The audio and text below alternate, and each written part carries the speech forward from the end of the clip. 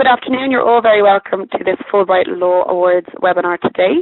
My name is Emma Loughney, and I'm the Communications Manager for the Fulbright Commission in Ireland.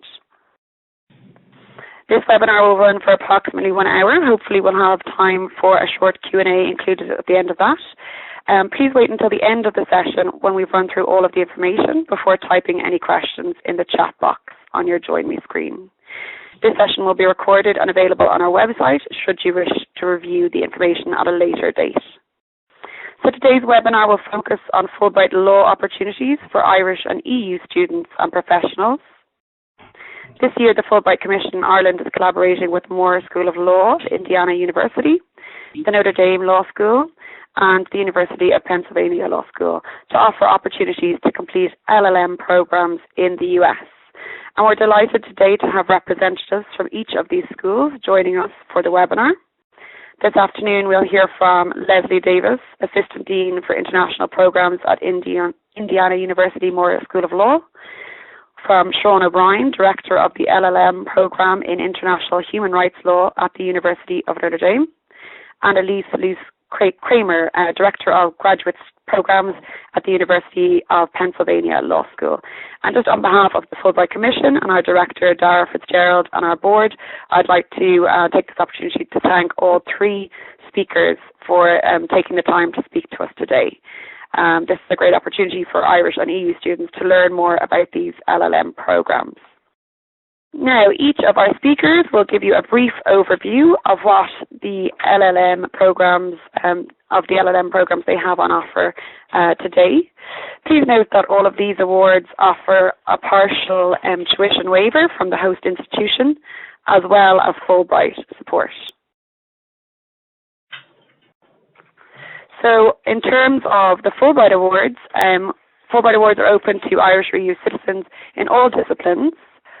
The Fulbright Awards offer a monetary award, visa administration, accident and emergency health insurance, orientation and programming, and support. So that support includes pre-departure as well as during your time in the US. So applicants to the Irish Awards would apply to the Irish Commission and would be shortlisted or interviewed in Ireland. So it's important that you're in Ireland over the application year. So the application period for 2017-18 is now open with a deadline of the 28th of October 2016. In terms of eligibility, to be eligible for a Fulbright Irish Award, you must be an Irish citizen or an EU citizen who's lived in the Republic of Ireland for 3 or more years.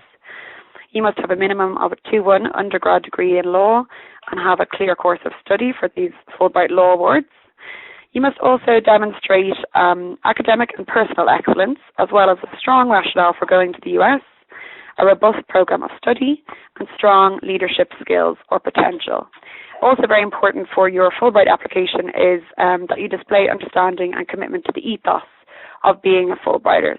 So you can find further information on all of this for your Fulbright application on our website, www.fulbright.ie. So if you're interested in applying for award, please feel free to get in touch with our awards managers at awards@fulbright.ie or by phone on 01660-7670 if you have any queries about the application process. So there's also a pre-recorded webinar available on our website which gives a more general overview of the Fulbright Irish Awards. Should anyone like to watch it, please just visit our website. So without further ado, I want to introduce our first speaker, Lesley Davis. Lesley, you're there, aren't you? I'm right here. Excellent. Lesley is the Assistant Dean for International Programs at Indiana University Maurer School of Law. So, hello everyone from Bloomington. We only have 10 minutes, so we're going to get right to it. We are the Maurer School of Law at Indiana University. And, okay, this is us. In the room right now, you have me, my colleague Gabrielle Goodwin, who's going to say hello. Hello. And Hi, my Gabrielle. colleague Allison Faust. Hello. Hi, Allison. All right, so we will all be here to answer your questions at the end and at any time after the webinar. All right, so You may not think of Bloomington and think, oh, that's where I belong, if you think anything at all when you hear the word Bloomington. But in fact, we have deep and long-standing ties with your country and its higher education institutions. In addition to ties with TCD and UCD, we've got friends and colleagues at Cork, Limerick, and Galway as well. Professor Goodwin, Gabrielle, will be traveling to Dublin for the Education USA Fair in November and hopes to meet as many of you as possible there. You'll see on your screen a link to a video featuring Connor Boyle, one of our Trinity College Dublin exchange students. Please take a look at this video when you have a chance, because more than anything else, this will give you a real feel for why Bloomington is so special. Now, the connections with Ireland, in the past 4 years, we've had 16 Irish students here. We also have Irish House, which is a huge furnished house close to campus where the Irish students can choose to live if they wish. President Higgins is an IU graduate. We have a pretty thriving Irish music and Irish language community here in Bloomington, believe it or not. And we have regular visits from Ireland. So, for example, the Trinity College Dublin Dean of Graduate Programs, Neville Cox, will be here teaching a winter session at Maurer in January. Okay.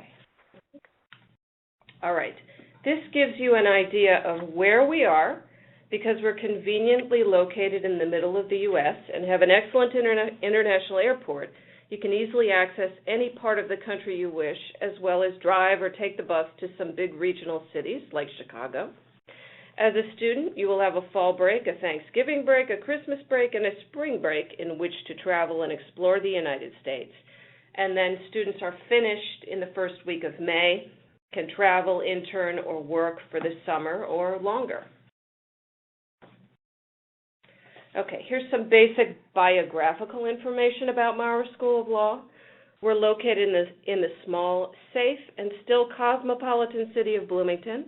Our law school is one of the oldest in the U.S. We've been granting LL.M. degrees to foreign educated lawyers for over 100 years. We enjoy a great reputation all over the world. We have 42 international alumni offices all over the world, not to mention IU alumni in hundreds of countries in hundreds of cities throughout the nation. And all of these alumni are available to help any Maurer Law graduate. Okay. We are a top-ranked law school with specific strengths in many areas, including those listed here. We are also a pioneer in the field of information privacy and cybersecurity law. In fact, we are the law school that was responsible for pioneering this field in the early 2000s, and there's a link to a nice Washington Post article right here, so you can learn more about that and our other top-ranked programs when you click on the links in the webinar later. When students arrive at IU for the first time, they are usually blown away by the beauty of our campus. We're consistently ranked as one of the most beautiful college campuses in the U.S. every year. Here's a picture of the iconic sample gates and springtime tulips on the Bloomington campus. Here's some other scenes from campus. We wish we could show you more because this place is really beautiful. This is Sunset on Kirkwood Avenue. It's sort of our version of Grafton Street, leading from the IU campus to the county courthouse. You can see the county courthouse in the right with the dome. Okay. We are proud to be called the #1 city in the nation for work-life balance, and it shows because you will get the sense that all of the staff really enjoy their jobs and their lives here. But not only is Bloomington beautiful, there really is a lot to do here. We have the cosmopolitan restaurant offerings of a major city, several world-famous music festivals and competitions, which is easy because we have the #1 ranked music school in the country, the Jacobs School of Music, always offering free concerts and recitals. And the IU Hoosiers sports teams are national champions in several sports, such as basketball, which is the sport in Indiana, swimming, diving, and football. Both kinds of football. Okay, now some more about our graduate programs, which is why you're here in the first place. Okay. So our most popular degree is the 24-credit LL.M. That's the equivalent of 48 ECTS credits, and this takes 2 semesters to complete. Students may begin the LL.M. in August for the fall semester, and we also have a spring intake in January. We welcomed 30 to 50 new LL.M. students every year, along with about 8 to 10 new SJD students, that's the law doctorate, 15 to 20 exchange students, and several PhD, certificate, and Masters of Comparative Law students. The PhD in Law and Democracy is the only one of its kind in the United States and possibly in the world. For those of you who may be interested in the JD professional degree, LLB holders, especially those from common law countries, may be qualified to count 1 year of their LLB towards the JD degree and therefore be able to complete the normally 3-year degree in only 2 years. All right, some of our other program highlights. We are certainly known for our diversity, both in our student and our staff populations. We regularly have classes of students representing 20 or more countries in our graduate and JD programs. And aside from 2 classes specifically for LL.Ms, all of your units, as you say, are mixed. JD students, LL.M students, PhD students, exchange students, all in the same classroom. As you'll hear when you watch the video of our Irish students on that first page, it's a pretty amazing experience to be in a classroom sitting between a person who may have never left the state of Indiana and someone who's from New York or LA, and a mid-career IP lawyer from Samsung in Korea, and a professor from Japan earning his LL.M. during his sabbatical year. Our relatively small class sizes also set us apart from larger schools. Your largest class might have around 70 people in it, but you'll have plenty of classes with only 12 to 15 students. This is nice because your professors really get to know you and you them.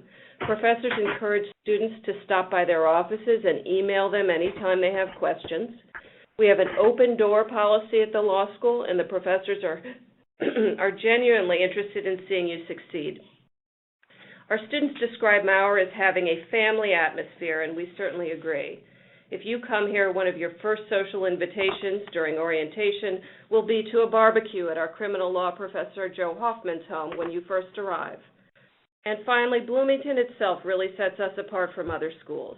If you're looking for the quintessential American college town with the great academics, the picturesque campus, the sports craziness, and the small town friendliness, this is it. We also offer a tremendous value for the money, and more on that in a couple of slides. I'm going to pass it over to Gabrielle Goodwin for a second here to tell you about our LL.M. specializations. Hi, this is Gabrielle, and we're very excited to offer LL.M. specializations. Our LL.M. degree offers you the flexibility to choose the units that will be most beneficial to you. We only have 2 required courses, an Introduction to American Law course and a Legal Discourse and Writing course. And the rest of the units you choose can be in any and as many areas as you would like. But we also offer the option of specializing your degree. We have these 6 specializations that really showcase our faculty's strengths and allow you to focus on one particular area of the law that interests you the most. Included in these specializations are business and commercial law, financial regulation and capital markets, information privacy and cybersecurity, IP law in 2 tracks with a general and patent law focus, international and comparative law and globalization, and the American law specialization that is a general track and also includes focusing on bar exam. And one note, sitting there in the front of this classroom is Neve Drury, a student from Trinity College, Dublin. All right, here are a few statistics for you to read over, but we like to say we are high in rank but low in cost in comparison with other top 25 law schools in the United States.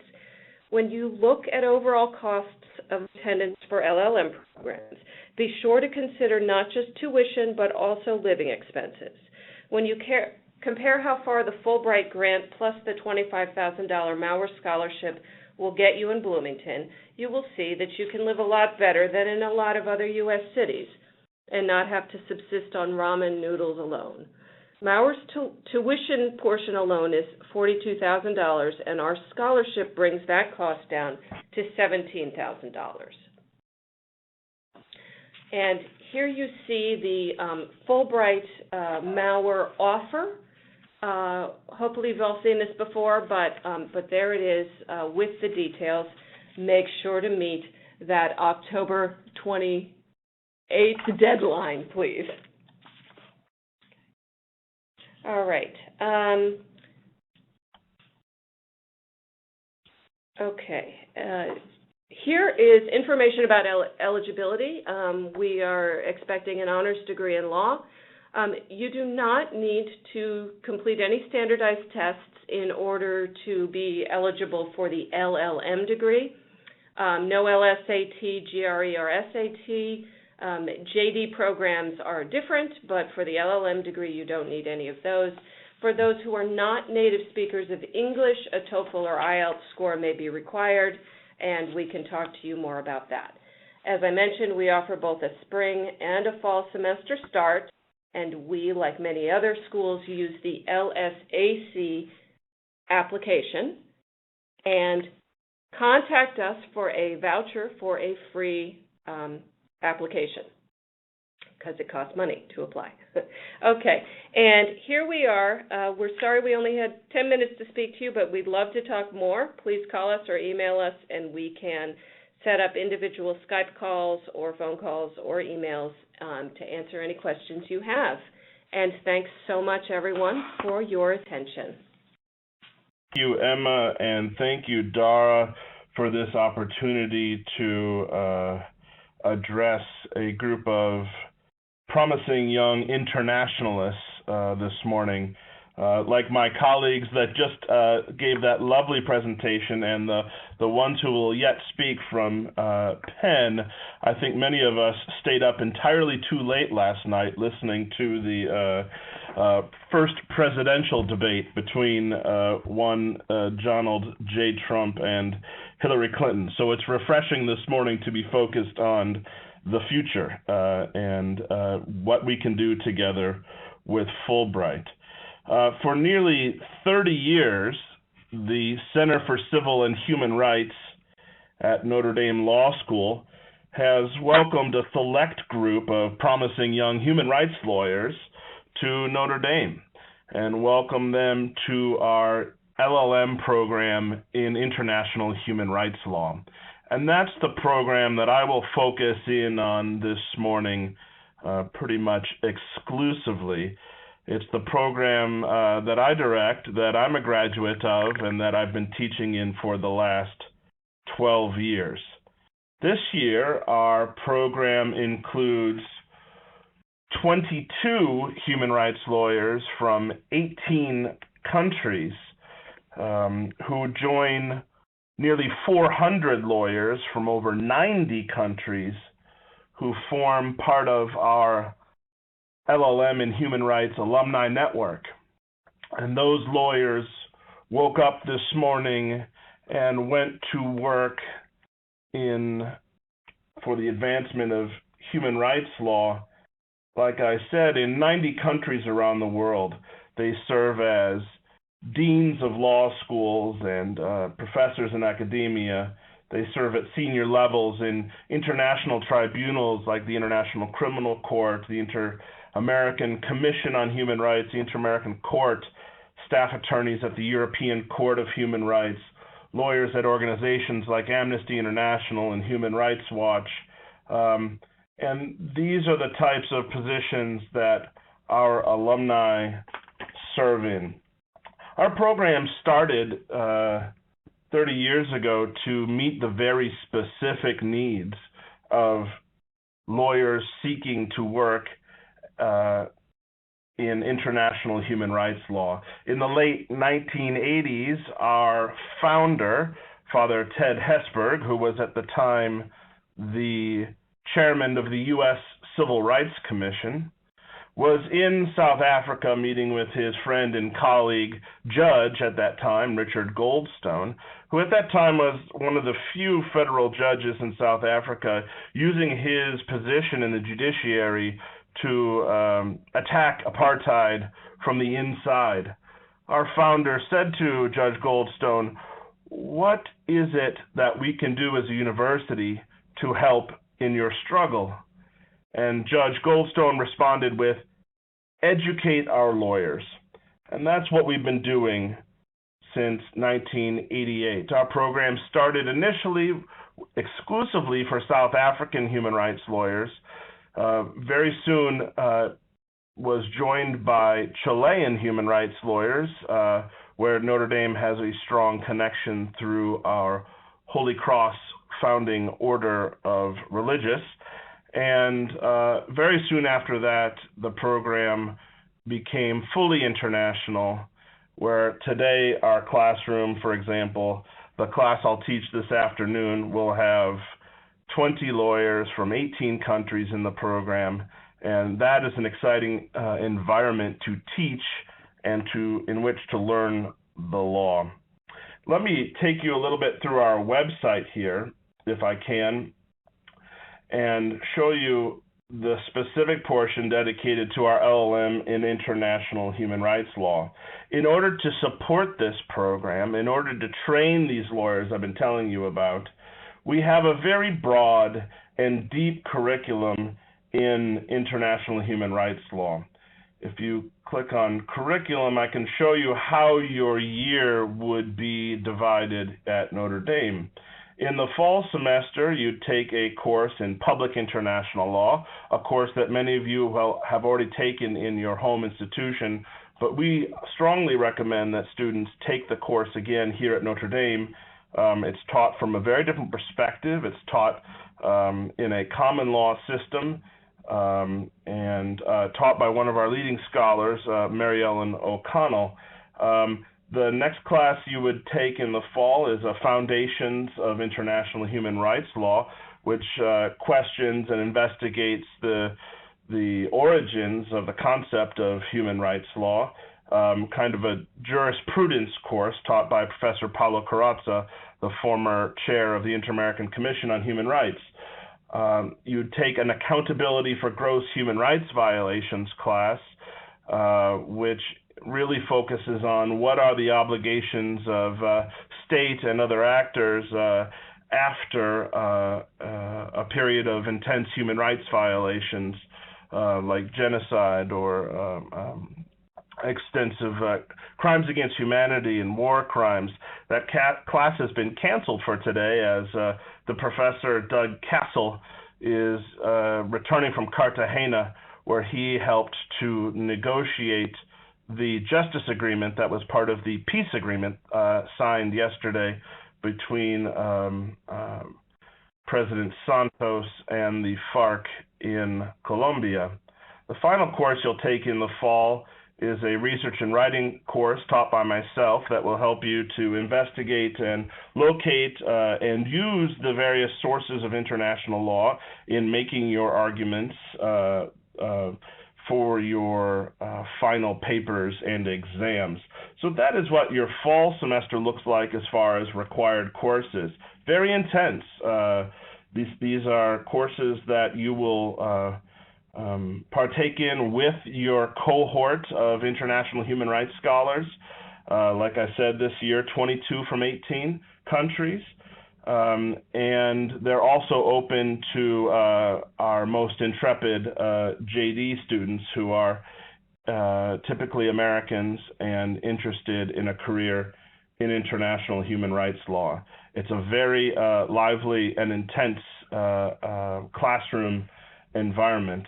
That leaves one spot open for an elective in the fall semester.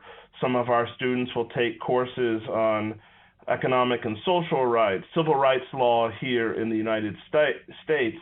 Some of our students will go beyond the law school. We have a very much an interdisciplinary program with opportunities to take courses in the business school, in the Kroc Institute for International Peace Studies.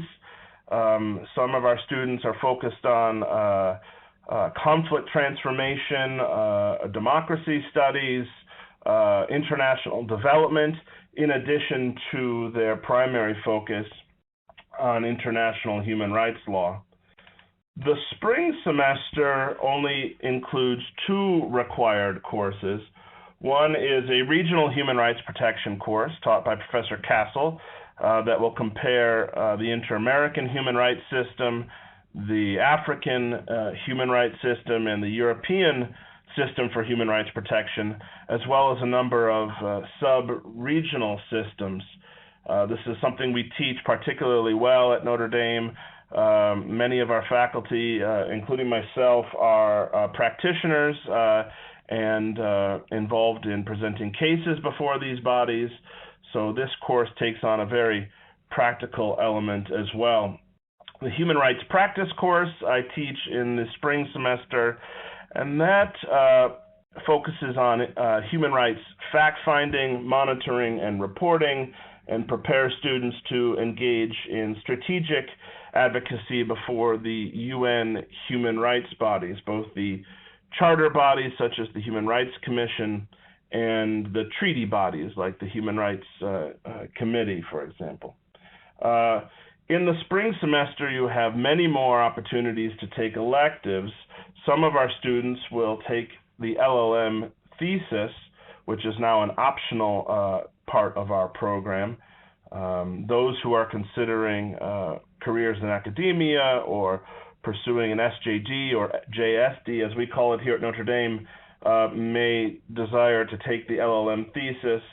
A full set of human rights courses are offered as electives here in the law school, but again, students go beyond the law school to take language courses to lock in that second or third language in which they can be effective as advocates, or they take more courses in the Peace Studies Institute or in the Kellogg Institute for International Studies. If I could draw your attention to our faculty here at Notre Dame,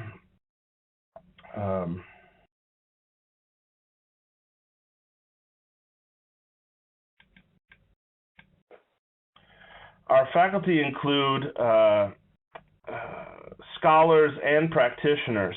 So you'd be learning from folks who have actually served in positions, key leadership positions in international human rights institutions, who are currently engaged in human rights advocacy, such as the work that I told you about that Doug Castle is doing in Colombia. So we have a very broad and deep bench of human rights scholars on the faculty. There are lots of reasons to come to study human rights at Notre Dame, including our rich tradition of educating human rights lawyers, nearly 400 of whom have received significant scholarship support, and you'd be eligible to receive that type of support through the Fulbright scholarship that our colleague from Maurer described in great detail.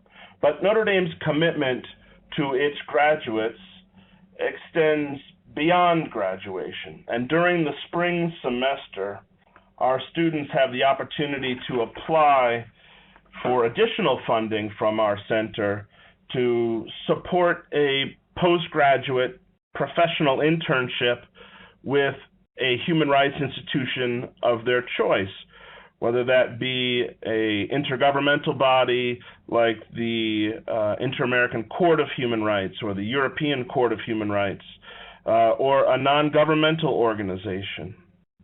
In recent years, our students have gone to the African Commission on Human and People's Rights. They've gone to various United Nations bodies, and the majority of our students each year receive this funding to seek an internship that can launch their international human rights career. I think that's something that really sets Notre Dame apart and attracts students to South Bend, rural Indiana, year after year.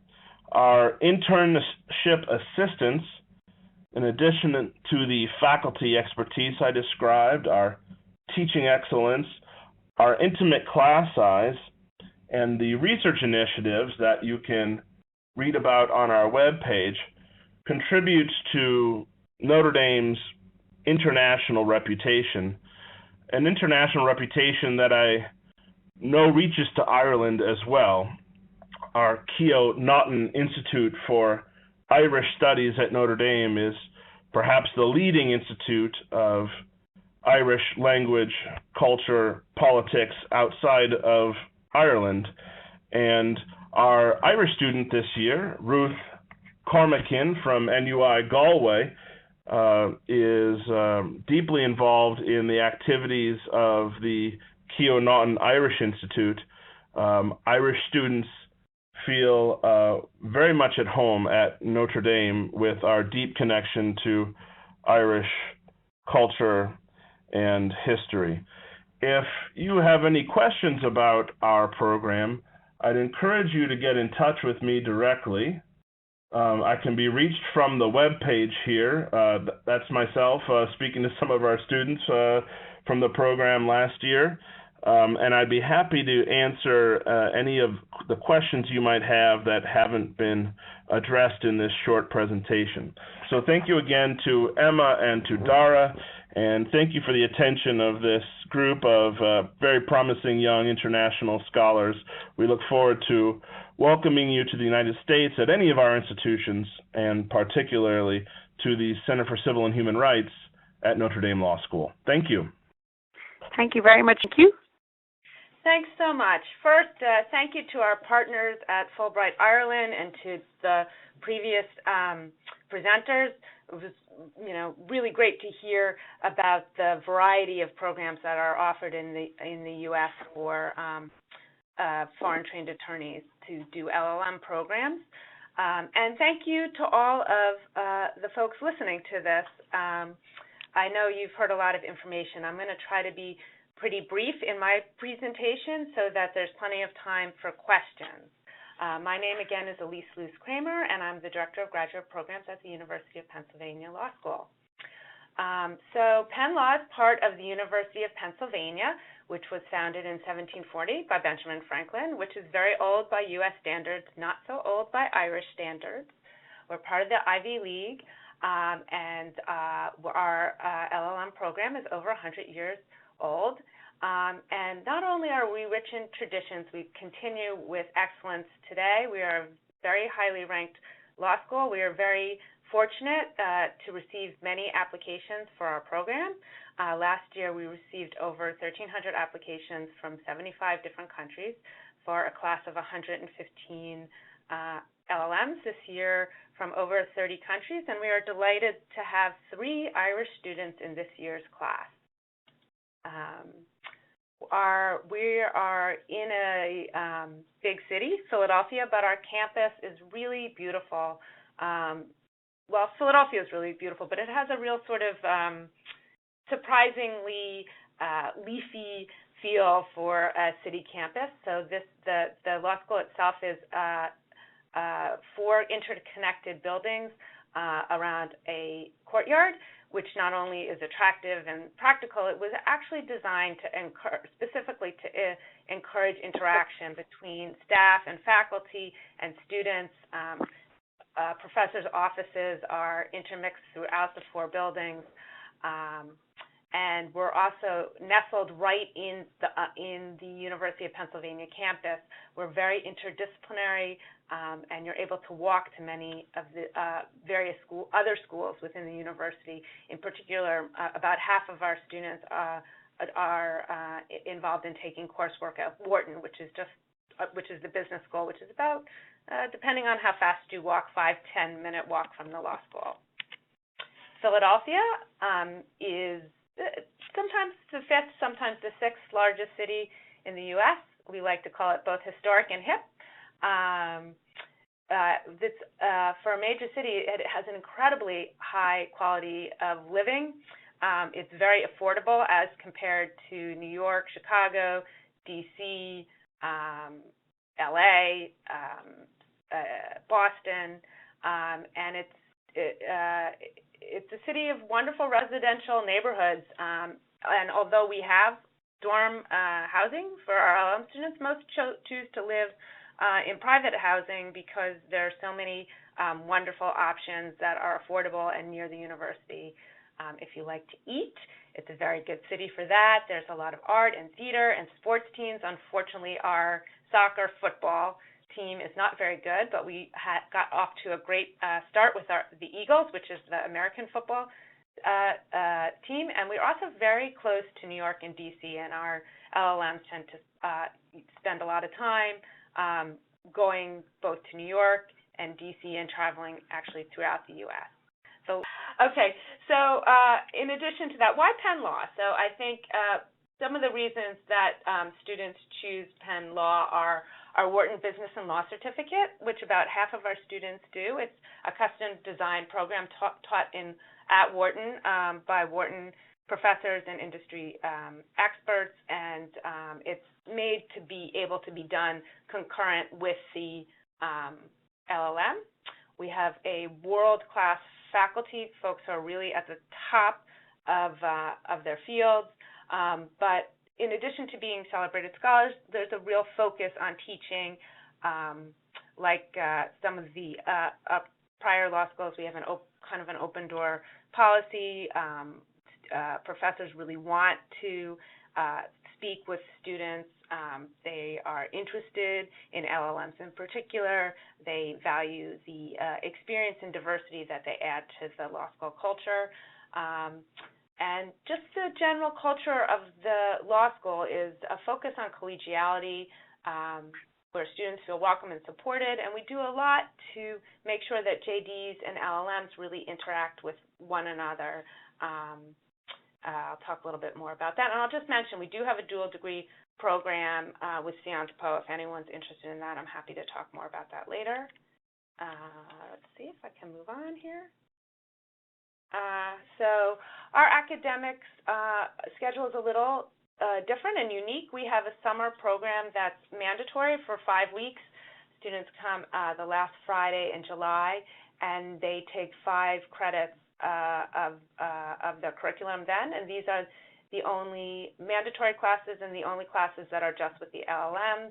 In addition to the classwork, we have lots of fun social stuff. There's a picture of folks at a banquet we did in Chinatown. We have team building, speakers, all sorts of information and social and cultural opportunities to get to know Philly and to allow the LL.M. class to really bond with one another, because once the fall starts, the LL.Ms and JDs take all their classes together.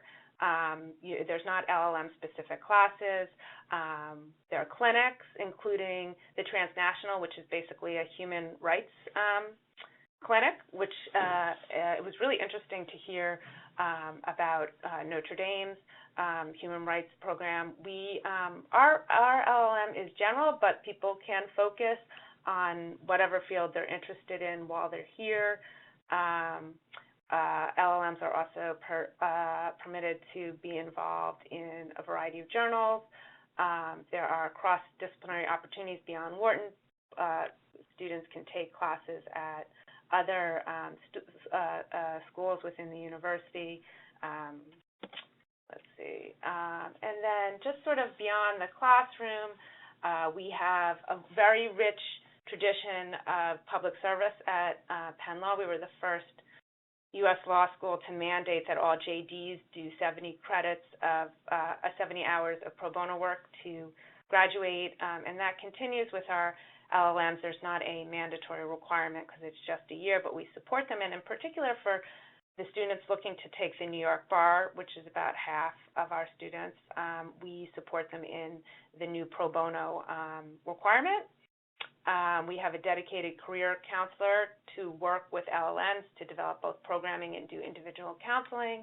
We have an attorney mentor program. We have a JD mentor program. We have lots of trips to courts and law firms and other places of interest. We also bring in a tremendous number of speakers. The LL.Ms often say how difficult it is to decide what to do. There's just so many opportunities. We host a January reception in New York with our alumni. We have very strong alumni connections, alumni clubs abroad.